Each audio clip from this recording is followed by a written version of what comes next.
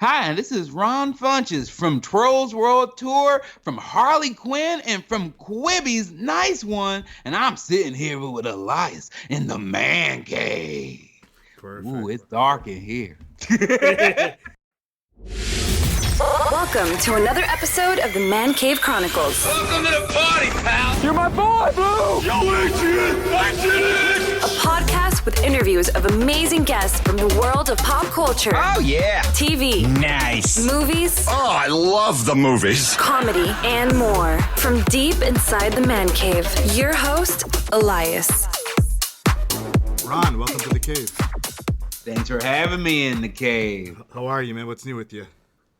You know. That's right. That's right. Well, you going out and about, globe trotting, going around town. No, just stuck in the house, downloading old Super Nintendo games, trying to figure out what I want to play, figure out what I haven't played, and just chilling, trying to keep everything afloat. Just relax. How are you doing? Good, man. I can't complain. Lately I've been working from home. I have two very young kids, so it's a battle. Yeah, how old are they? My daughter is 5, and my son is 2. Oh yeah, that's rough. Yeah, I'm lucky at my son's 17, so he pretty much just goes off to his room and I don't see him for 24 hours. So That's right. And you mentioned video games. The funny thing is, recently I started playing Sega Genesis with my daughter, and she loves it. oh, what is she into? What does she play? She likes playing Sonic. Oh yeah, The yeah. old school Sonic. So she loves that. It's good taste. You gotta get her on that Aladdin game too. We tried that. It was a little difficult for her, but we tried that. Yeah, I can see that 5. That's that's a little advanced for 5, but she'll learn. Oh yeah, she'll learn. I think the whole thing is she loves spending time with me because I bring her downstairs to the cave, and she's like, oh my god, I never come down here for anything. So I think she's more excited about that whole one-on-one time. I don't think she cares what she's doing down here. Oh, that's good that she loves you. She loves you. That's right, my friend. That's right. So man, you've been busy the last few years, right? With you have stand-up comedy, acting, voiceover, man. Do you sleep at all? Yeah, I love sleeping. I take a fair amount of naps, to be honest with you. But yeah, I stay busy. Yeah, I just, I don't like being bored, and I like having, especially when I started, I kind of just wanted to focus on stand-up, and that's all I thought I'd ever be. And to get the opportunity to be in like cartoons or to act in things is such a icing on the cake to me that it's a lot, but it doesn't really feel like work to me. Yeah. This is my passion. I love it, especially like all the new stuff I'm doing, like the Harley Quinn and stuff. Yeah. I'm seeing people reaction to that and watching that grow from being on like the DC universe where nobody was really seeing it to people liking it so much. So now they're moving it to like sci-fi and HBO Max, and it just makes me happy because I really like that cartoon. Yeah, well, definitely talk about those. But let's start with you first. Where are you originally from, my friend? I'm originally from Chicago. How was it growing up there? I grew up in the South Side of Chicago. It's not very, it's a little more rough and tumble than I was. I was a little more of a weird guy, a weird kid, and so I didn't really fit in. But that didn't really change from when I grew up. So, Yeah. but I have a big fondness for Chicago, especially watching like this Last Dance that's been on Oh my ESPN. God, that's awesome. Yeah, that was my childhood, so that's really fun to go back and watch.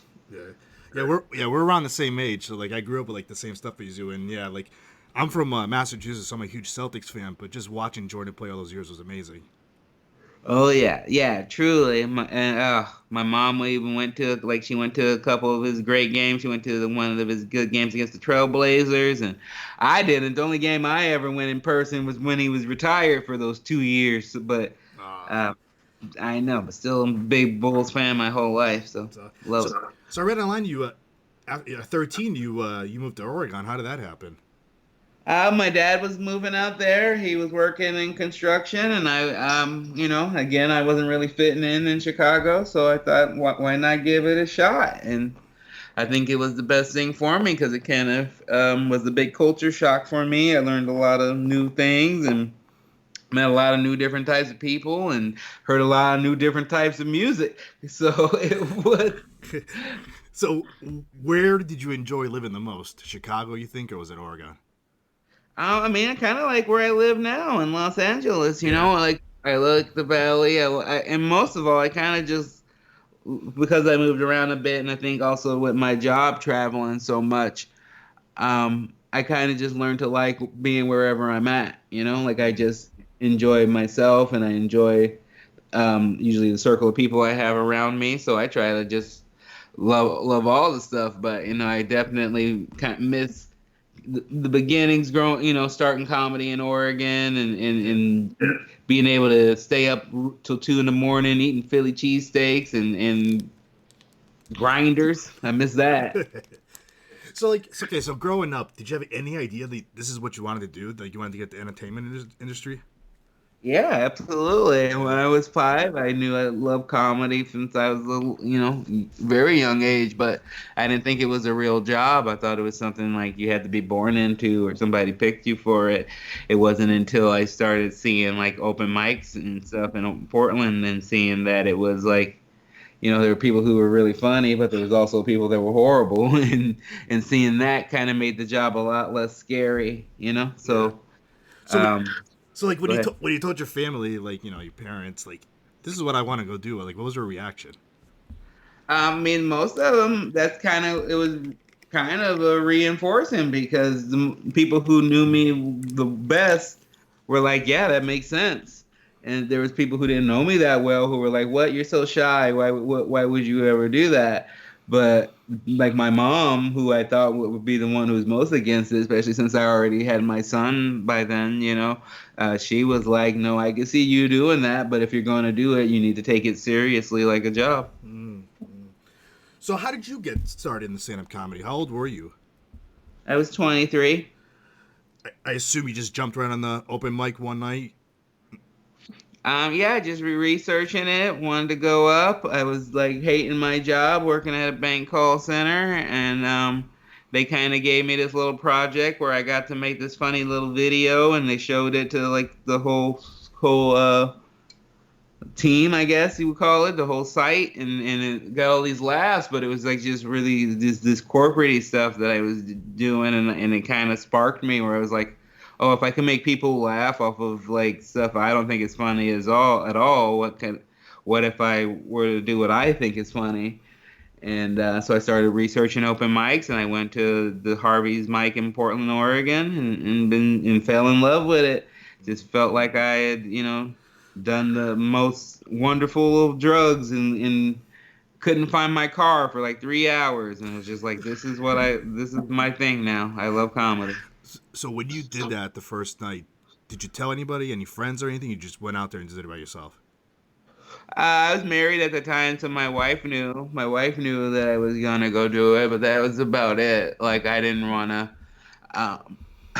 all that pressure, the more I saw open mics, the more you could tell like the people who weren't serious about it were the people who brought a bunch of people Yeah. because they wanted to make sure that it went well for them. They wanted to grease the wheel. Like if you were serious, you kind of just knew you were gonna suck for a while. So you just like let me go get to work and I will show people once I'm kind of good. Yeah. Who are like some of your influences in the comedy world that pushed you towards this too? And just growing up, who I was interested in and who I liked, Mitch Hedberg for sure, big influence on me. Patton Oswalt, Dave Chappelle, of course, and I would also say like some more, Monique. Those are two people who I really enjoyed their comedy, but I would say mostly my biggest influences have always been Mitch Hedberg, Dave Chappelle, and Lucille Ball. Lucille Ball, really? That's awesome. Yeah, I love Lucy. Did you ever watch? I assume you watched those old shows then when you were younger. Oh yeah, all the time. I still do. Yeah, Yeah. whenever I'm feeling a little depressed or something, and that makes me feel better than watching old I Love Lucy's. She's the best. Did you ever perform on stage and it never went well for you and you had second thoughts about it? Yeah, of course. Yeah. Lots of times. The whole first 4 years felt like that. It was, not knowing what I wanted to do, what I wanted to talk about. And a lot of times, comedy is so weird is that the better you get at it, kind of the easier situations you get put in. And when you start, you're kind of put in the worst of situations. So I was doing all these shows and these, like, truck stops or back of coffee shops and just like eating shit, and you would wonder like, oh, if am I meant to do this? But I think that's what separates people who really want to do it from people who are just want to do it for a hobby. Where do you think it was like your favorite place you ever performed? Favorite place I ever performed, I mean, probably two. My favorite place to perform in general is probably either Seattle or Denver. I love both those places. Those places usually have been very responsive to me and with my style of comedy. Also, a lot of Canada is very great for me. But I'd say probably my favorite time performing might have been when I opened for Dave Chappelle, like in Montreal, right when he was like at the beginning of his comeback, when he was first coming back to stand up. Yeah. And I could just feel how the crowd, they were so excited to see him and they didn't want to see me at all. They were like, get to Dave. And I acknowledged it and I talked about how excited I was to see Dave, but I had to get my jokes out of the way first. And by the end of my set, I had like this whole, like it was, 3,000, maybe 4,000 seat arena. And by the end of my set, I had everybody on my side. That's awesome. And yeah, and so that was probably one of the times where I was like, man, if I can make these people forget for 5 minutes that Dave Chappelle is backstage, I'm getting good at this. Was this before Chappelle did those Netflix specials? Yeah. Because those were amazing. Yours was amazing too. I watched it again last night, and I'm like, you know your shit. How did it feel filming your first hour-long stand-up? It's just a dream come true. It was a true dream come true from every aspect of it. From being able to, again, I did it in Seattle, which was the place that I really loved doing it. I was able to take, like, a lot of people, they have to give away tickets to their special, and I was able to charge people and still sell out. And then we donated all the ticket money to this women's shelter called Mary's Place in Washington. That's also a men's shelter, which I think is really important to me, because I think a lot of places they like to separate those families, and I love a place that supports down and out men just as much as women. And so I got to do that, and then I got Ric Flair in my podcast, or Ric Flair on my special, and he was a big hero of mine. I got to wear a big ass robe, and Bobcat Goldthwait directed it. It was literally, I couldn't ask for anything more. It was a dream of a special. Yeah. And then the people that get to like it, and The Rock tweeting about my joke about him, it was amazing. How long did it take you to come up with that material for that night that you worked on? That was about 2.5 years of work, pretty much. Like I had done a half hour in an album before that, and that was everything I had been working on since then. So that was about 2.5 years. Yeah. Now that was on Comedy Central, right? Yeah. What made you pick Comedy Central? Because like right now, like it feels like Netflix is just grabbing everybody. Yeah, well, they didn't want to grab me. Why not? They just, I don't know. I don't know the answer to that. They were more interested in me doing it. They felt that I was in more of a position to do a half-hour special, and I had done a half hour before, and I was interested in doing the challenge of doing an hour. And so we just kind of disagreed on that, and Comedy Central swooped in and offered to go ahead and shoot that hour, so I went with them. So I'm glad I did, and hopefully I'm still, I'd love to work with Netflix in the future, but I always know my value, and I know what I want. I don't even, I don't do it to have a Netflix special. Like, even though that's what's popular now, I kind of I go off what I liked when I was young, when I was a kid, and to me, like, getting an hour on Comedy Central was a big deal, and I know for a fact it's not as much of a big deal as it was then, but to me, in my heart, it means more to me to get a good hour on Comedy Central than to do a half hour on Netflix. Yeah. And like I mentioned earlier, like we're roughly around the same age, and it's like back in my day, like Comedy Central was that channel. Yeah. There was nothing else out there. Like I would have it on 24 hours a day sometimes. Yeah, it's so sad where it is now. So, do you have any plans for another one? I love, I just have plans to keep writing and keep doing comedy, and I'd love to do an hour special again, but I'm not gonna really like chase it down. I think that's kind of the issue now is that they kind of have the market corner on that, and so they kind of decide and set the value, and I don't want to I don't like that in any type of business, so I kind of like, hey, I will wait until you understand what my value is. Yeah. How often do you write comedy? Like every day? You think of something, you just like if you see or think of something funny, do you just like write it on your phone real quick? If you're out doing something, how do you do it? Yeah, that's pretty much it. And then it's always kind of like talking and with my friends and recognizing what makes us all laugh, and then kind of jotting that down. And it's just, I don't necessarily write a joke every day, but I write every day. Like I free write a journal. I've been working on my own shows for a long time and sold a couple of shows, so I make sure I write something every day to keep things going. And I try to, my stand up though, I try to write a lot on stage, which is of course difficult right now. Yeah. So you did the stand up comedy, and you even act and you do voiceovers. Like, how did you fall into the acting world and the voiceover world? Did you take any acting classes or anything? You just jumped right into it. No, I definitely. I got a couple auditions first before I went into acting class, but I bombed at them so hard, but it kind of like, I liked the feeling. I liked the rush that it gave me. It reminded me of when I started stand up, and I was like, I want to learn how to get good at this. So basically, once I moved to LA, I got in an acting class 6 months after I moved out here, and been in it ever since.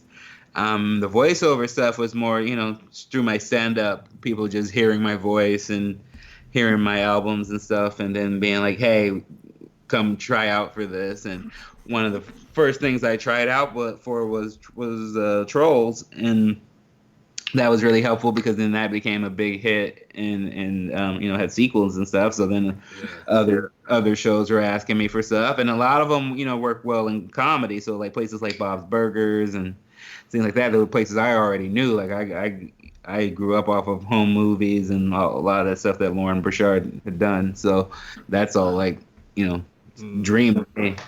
Yeah. So I know you, like I said, I've been following your career for a long time. One of my favorite sitcoms was Undateable with you. Mm-hmm.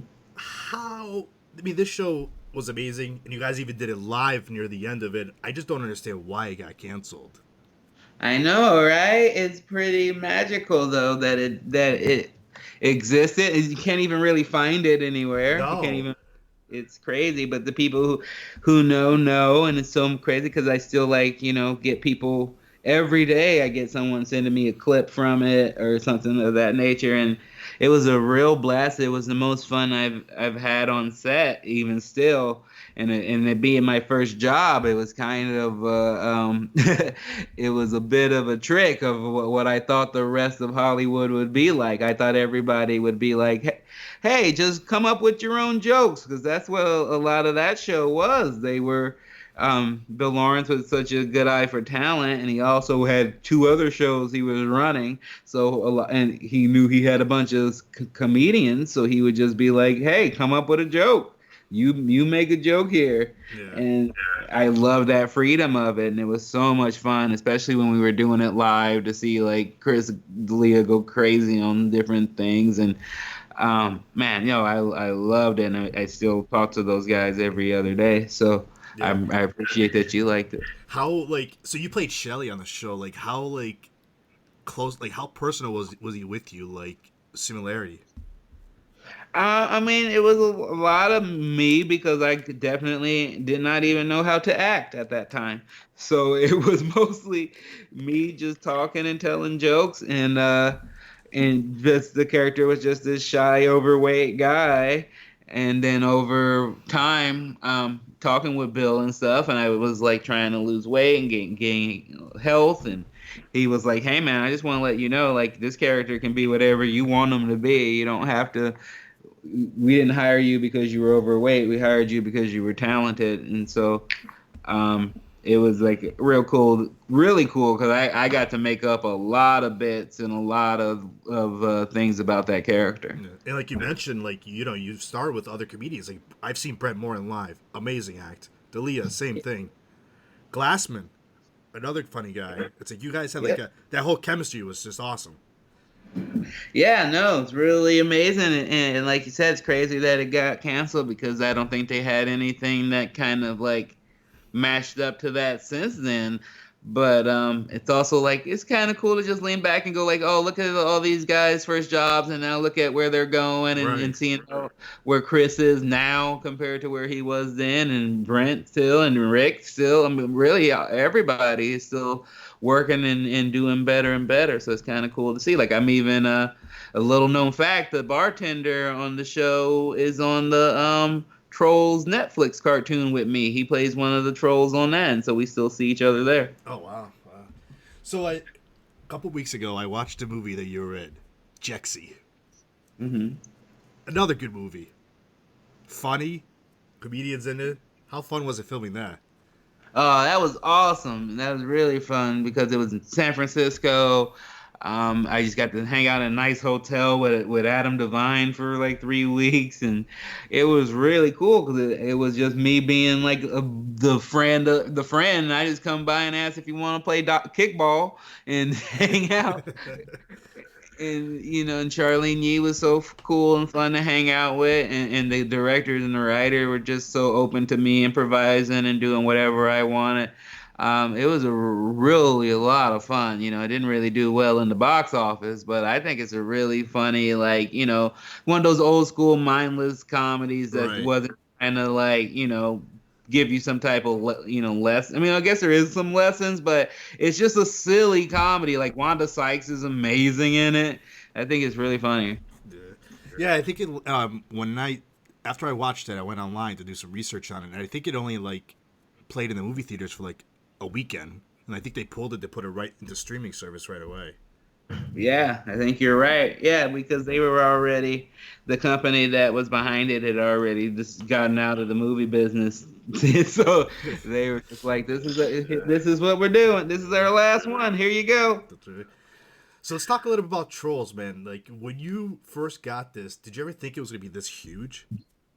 No, actually, I kind of had to be talked into doing it at first because still had this like dumb stand-up mindset of like, oh, I just want to be a pure stand-up. I don't want, people to think I'm some children's cartoon thing, But then I thought about all the cool comics who had done that, like that I love, like Robin Williams and Chris Rock, and pretty much all of them. So, I love it, and it was the best decision I made because it's been my most stable job throughout the whole time I've been in Hollywood. Like, as Undateable has gone away, or Powerless has gone away, or other things that I've done have come and gone. The whole time I've been able to work on Trolls in one form or fashion because I like it and I like that character. That's why I'm the only actor in the movie that does the TV show. I did when they did the Ice Capades, I did the voice for that. Like I just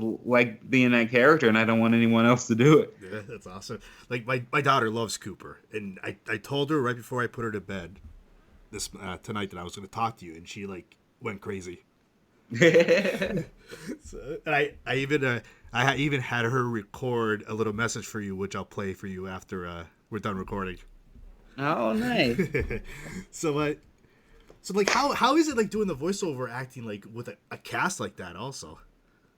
I mean, mostly you don't because usually you're just by yourself in a room and two producers, and I think maybe I got to work with Anna a couple times, and And I worked with her on another movie, like a little Christmas movie. But for the most part, I didn't meet anybody else in that cast. Like the only places that really do it differently are like Bob's Burgers, Really? because they kind of do it like a play where they like to have everybody there so they can improvise. Oh, but it's funny because like there's a YouTube video that you guys are all singing for the New World tour.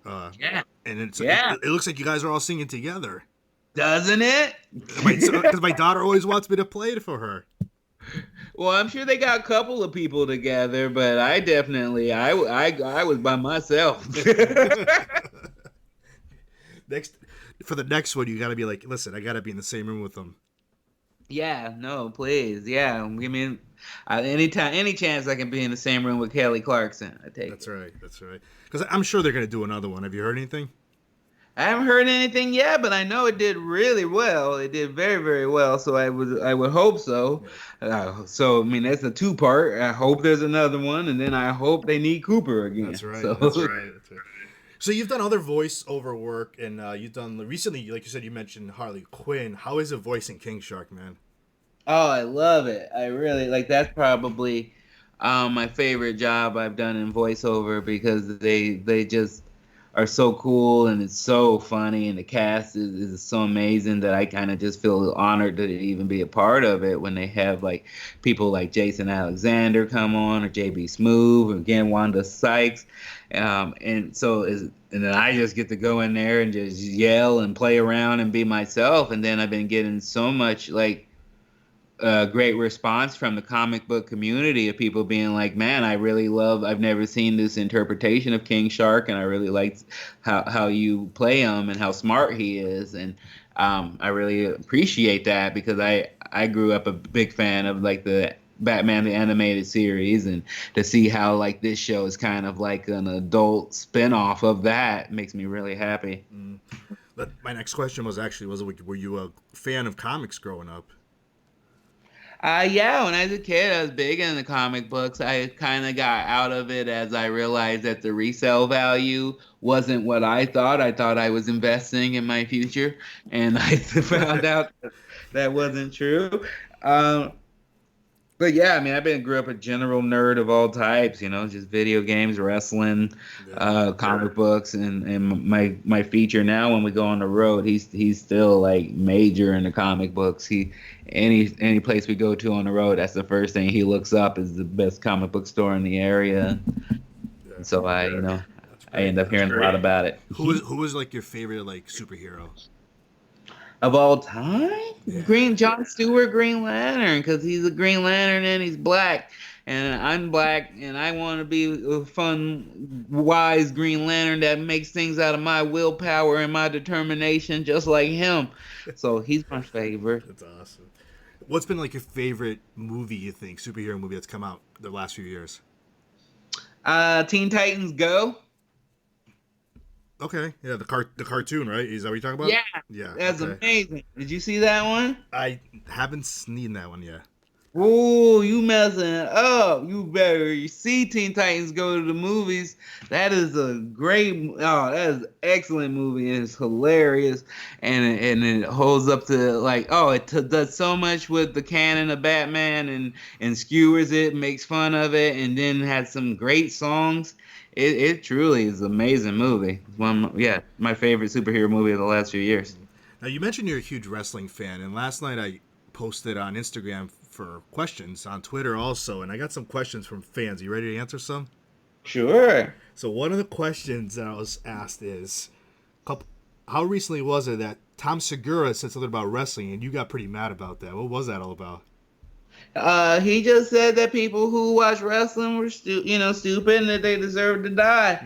And he's saying that wrestling is phony and fake. And so I had to get up in his ass and let him know the truth. And so I had to go on and I went on his podcast and I had to straighten him out, and people will see that next week. So you grew up a huge wrestling fan, more of 80s, 90s, or now? What's been your favorite? I mean, I like, I sense Simmons comedy, it's like I grew up with stuff that I like, but I still see a lot of the new stuff I like too. So, I like AEW, I like New Japan now, but I also find myself mostly watching like old WCWs from 1995 or 1996. And so, I mean, I like all of it, to tell you the truth. Favorite wrestler of all time? Ric Flair, of course. He's the man, 16-time world champion, and the only guy to be in my comedy special. So he's the best. That's right. That's right. What's been your favorite wrestling match the last 5 years? Ooh, the last 5 years, my favorite match. What's my favorite match in the last? Probably that match with Gargano and Ciampa at Takeover Brooklyn, I believe it was. I think it was last year, right? Yeah, because I was there for that, and that made it better for me. So I'd probably say that one was my favorite in the last few years, or either that or like a PWG match between Dominik Dijakovic and Keith Lee when they were doing the matches that they're doing in NXT now, but they were going bonkers in PWG, and that's probably was definitely one of the best matches I've seen in the last 5 years. So, like, when we were growing up, when that whole WCW, WWE war thing was going on between each other, I mean, that was, like, one of the greatest times of wrestling history. Do you agree? Absolutely. What are your thoughts about AEW right now?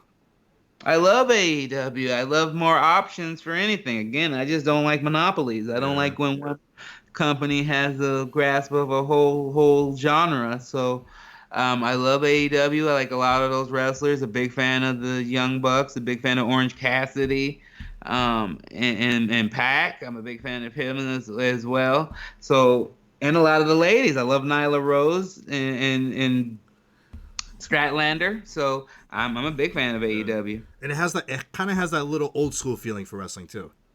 Yeah, reminds you of WCW, but in the good ways, not the bad ways. Right. Not in the Russo ways. Right, because when NWA turned into WCW, it was still good. It was when that whole Russo thing started. That's why I kind of lost interest in it a little bit, and it was just too much going on. Yeah, that's what I'm finding out now as I go back. I mean, I grew up, of course, as a kid, a big WWE fan. But as an adult, when I go back and watch, I'm like, man, I like this realism of the like early '90s WCW when it looked like two guys just slugging it out, Right. I'm into that more now as I get older, and so I'm kind of like that. We have that coming back. Plus, now, if it kind of feels like, remember, like, we used to be, like, glued to our TV, like, somebody shows up from another organization and we get, like, all excited. And you don't even get that feeling anymore as much.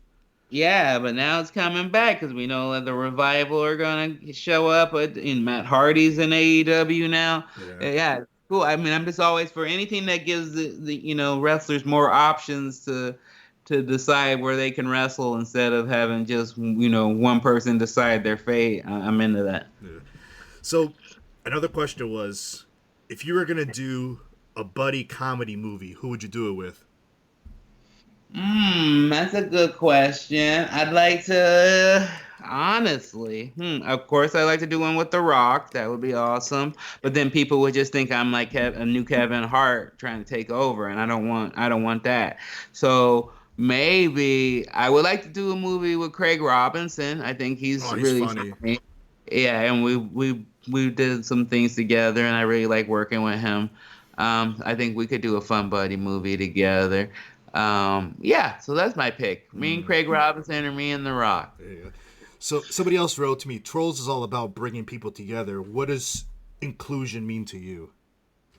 Inclusion means to me is just letting people be themselves and accepting people for who they are, not like denying people's differences or that, whitewashing everything, but to let people be themselves and know that we're all stronger together than we are apart. I think that's one of the things that we're learning now for all the rhetoric we had for like, oh, we're losing jobs for over like, this race or that race or these people taking over things. At the end of the day, it's as simple as virus that could bring this whole country to its knees, and so we need to treat everybody with more respect and have love and empathy, that we all want shelter, we all want to be successful, and we all want to take care of our children, I agree with that. Yeah.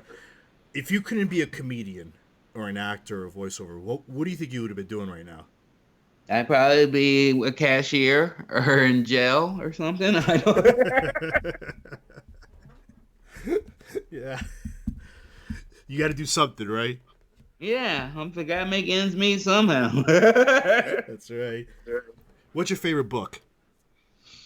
Of all time, my favorite book is oh yeah, All Quiet on the Western Front is my favorite book of all time. Favorite app that you always use? My favorite app, probably Instagram. Favorite podcast? Favorite podcast, Other than yours, because yours is good. Because yours is good too. The Giant Beast Cast. This is a a video game podcast that I listen to probably every week. So that's probably my favorite. And the last question from the fans were favorite WrestleMania of all time. Oh, probably the one in New Orleans because I always pick it up because I got to go. I got to go. I got to go backstage. I got to meet Matt Hardy after the Hardy Boys made their big debut and blew the roof off the place. There were shrimp po' boys everywhere. New Orleans just has great food. It was all. I mean, it's just a good WrestleMania. It was an awesome time. I think that's probably either that one or probably the one with maybe the one with Brock Lesnar and Kurt Angle, where Brock tried to do shooting star press and almost broke his neck. I like that one too. That was a great match. Yeah, it was a great match, and that has the Jericho Ric Flair match. That was amazing. So I mentioned earlier you had a podcast too. What made you start a podcast? Getting better. I just wanted I wanted a place where people can keep track of me if they wanted to. You know, I do a lot of guesting on shows, a lot of guesting on game shows and podcasts and things of that nature. But I didn't have my own thing for people to follow me if they wanted to. And I also knew if I wanted to make a podcast that I wanted to talk about things that I like talking about, and I realized that like craft of getting better, the craft of self-help, if you want to call it that, or just really just growth is something that I'm really interested in that people don't really talk about that much. Like I'm really in so many ways. Like it always cracks me up in this business that I'm in that like their job is called development, but they usually are just like, well, whatever you did last, that's all you can do. Like that's and I'm like, you're supposed to tell me I can maybe do more, develop me. And so like it's just always funny to me that people kind of have this weird mindset about continue to grow, continue to do better, and how it goes in so many aspects as far as therapy and taking care of your health and your diet and your relationships.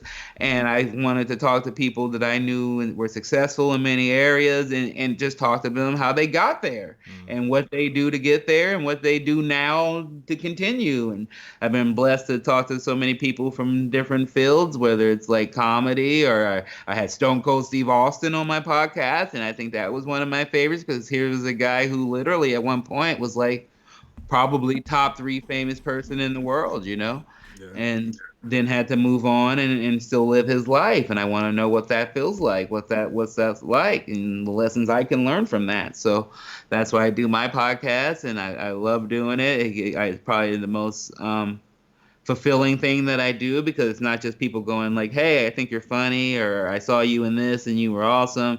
Like I get emails where people are like, I go to therapy now because of you. I'm taking care of my health now more because of you. I had one lady send me an email saying that she listened to the podcast with me and Whitney Cummings and made her leave an abusive relationship. And I was like, that makes me feel better than anyone saying good joke, Yeah, that's fantastic. And you recently, you lost a lot of weight. How much weight did you lose? Well, it's 140 pounds. Now, how did you do that? I just stopped eating Philly cheesesteaks and started eating oatmeal and working out a lot. I walk every day. I work out like 6 days a week. I just make sure I do something, stay active. And I have a trainer now as well. But most of it was just I started cutting things out, picking them out one by one. I stopped eating candy, and then I stopped drinking soda, and then I stopped eating again the cheesesteaks, and I just kept trying to pick things that I could, I would try to choose between them. I'm like, hey, well, right now I don't feel like I can give up candy, but I can give up soda, so I would pick that one. And then I just kept knocking it out, and I keep kind of doing that now. You ever have a cheat day? Oh yeah, of course. I got one coming up tomorrow. I'm excited. I'm gonna get a bacon double cheeseburger. I'm real excited about it. And that's another thing I love about it is now I'm excited about it when I get to eat this stuff instead of like just always doing it and then kind of feeling shitty about myself. Funny story. A couple of years before my kids were born, I got really into eating better, DDP yoga, and I lost like 50 pounds. I've gained 25 pounds back since then, but now I've started getting back on track with everything. But it's tough. Yeah, it is a tough and it's a balance, of course. I've yo-yoed a bunch of times. So, but as long as you keep it at that net positive and you don't let yourself go too far and you don't beat yourself up, you just keep, that's, especially now, I'm struggling now because I keep being like, well, I'm going to work out and be in good shape because I might have this opportunity come up, but then I'm like, well, I don't know if when they're going to let me tape anything, so might as well just eat some cake, So, but I think faith is important, like faith is highly powerful, and it's something that people kind of like, they say a lot, but moments like this is when you're really supposed to have it and really supposed to believe in yourself. So I'm trying to stay on my diet, stay on my health, and know that this is gonna pass. That's right. For your podcast, who is one person that you hope you can get on there someday? Oh, The Rock. I seriously love The Rock. I think, again, he's a guy who made it from like, people making fun of him and saying that he wasn't going to make it to the top of the wrestling, and he did that. And then he said, you know what? I think I can make it to the top of the entire entertainment industry. And then he works with his ex-wife. That to me is amazing. As someone who has an ex-wife, I don't know how you do that. So he seems like a great guy. Also, I grew up just a huge fan of Carol Burnett. So I would love to be able to interview her. I think that would be amazing. So probably those two. That's awesome. Now, speaking of like family and stuff like that, you mentioned you have a son. Like, how's he dealing with the whole quarantine and everything? I'm lucky in that, like, my son's always been real adaptable. I think it's a positive that comes with him having autism, is that he's like, he kind of just, he doesn't really go with the flow, but it's like, if you set these rules, he's kind of like, okay, these are what the rules are now. They say I need to wash my hands and sing the birthday song. They say I need to stay home, so I'm going to follow these rules. And which kind of like, he's been helpful for me in order for me to kind of like adapt and stuff, to see how he's just like, well, I still have to get my schoolwork done. I still have to do all these things. I just now do them from home on my computer. And I'm like, man, if he can adapt like this, I can. Mm. So how old was he when you found that he was autistic? Because I work in schools, so like once in a while I do go to like certain classrooms, and you can see what goes on in there and everything. Yeah, well, he was diagnosed when he was about 2.5 years old. So it's been, 15-year journey, and we've been lucky that he was diagnosed that early. So we were able to get him a lot of therapies and a lot of things done early. So I'm lucky that he's, pretty talkative and pretty affectionate. So, but it's been since he was 2.5. Did you do research when you found out that this was happening? My wife did more than I more was like, I just need to be there and support him. I did some reading. I do more research and reading about it now. I'm reading this book called The Reason I Jump, which is about a 13-year-old, which is written from the viewpoint of a 13-year-old kid with autism, and his kind of like journal of what the world felt like to him. And it's kind of a challenging read for me, because I can see some of the ways, like the things that he describes and the way my son acts. And so it's an interesting journey, but it's not something I would change at all, because my son definitely made me who I am, and I would not. He's amazing. He's a beautiful human being. Yeah, like I said, I did a lot of research on you, man. You're a good role model to your son. Oh, thank you. Thank you. I appreciate that. So I did see last night that what's this whole thing about now? Pro wrestling tees and comedians.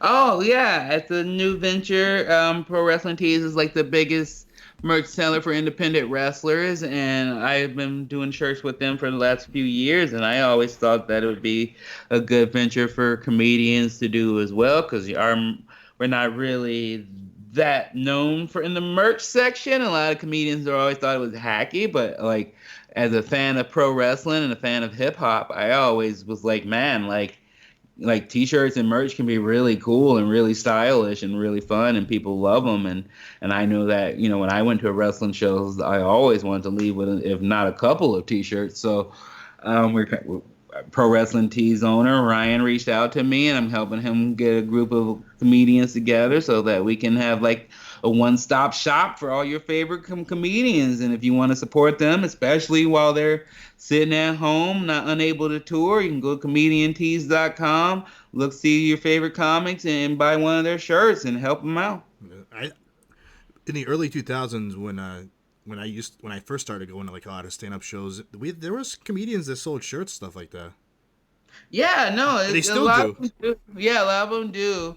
I think a lot of comedians, especially the younger ones, thought it was like this thing that the road comics do, that like, you know, older comics did. But I just like, you know, I like merch. I like wrestling merch. I like most of my closet is full of wrestling t-shirts. So and I was like, man, I would totally buy a Dave Chappelle t-shirt, or Eddie Murphy t-shirt. Well, you know, and I would hope somebody one day wants, you know, or today, hopefully today, they want to buy a Ron Funches t-shirt. Yeah. I have I only own two comedian shirts because that's those ones I ever found, and they're both autographed. I'll tell you who they are. You ready? Yep. They're Jay Moore Mhm. and Dane Cook. Oh, crazy. Because every time, like, there was another, I forgot who I went and saw. It was Dave Coulier. I went and saw him, and his t-shirt sold out, like, in 10 minutes. That makes sense. Dave's a star. That's right. Full house. That's right. Ron, what's next for you, man, for 2020?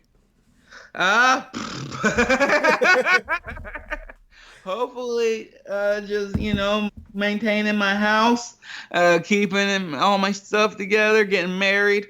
You know, watching my son turn into a grown man. Hopefully I'll be able to make my whole career. I just wanted to make a show about my life with my son and being a single dad of a son with autism, and how funny and fun that can be, and how heartfelt it can be, and just doing a show about, you know, being a good dad. So hopefully that will come out some point, and other than that, I'll just continue to do voiceovers, continue to act in more things, and hopefully we'll get that Netflix special. There you go. No voiceover in video games? Oh, please, yes. Oh, absolutely. I would love to be in a Naughty Dog game. I would love to just do, yeah, I mean, really anything, but definitely anything Naughty Dog related. I love them, so please. Or GTA, come on. What's your go-to game these days? Right now I'm playing a lot of Modern Warfare. I just, you know, good way to get your aggression out. Hop on a couple of friends, play some Call of Duty. This one's really good. So I'm playing that, and then The new one, right? yeah, the Modern Warfare remaster. Bad playing a lot of Animal Crossing. You know, just getting my island together. And then I've been just diving into some old Super Nintendo games. Me and my fiance play a lot of Super Mario World, and you know, just hang out and play some old school. Ron, how can the listeners find you on social media? You can go to Ron Funch on Instagram, Ron Funches on Twitter, ronfunches.com to just keep up with me. One of the best things you could do for me is that I have a new game show coming out on Quibi, coming out June 8th. You can get a free 14-day trial, so I don't even want to, you know, I understand in these unprecedented times, you might not want to sign up for another streaming service. I get it.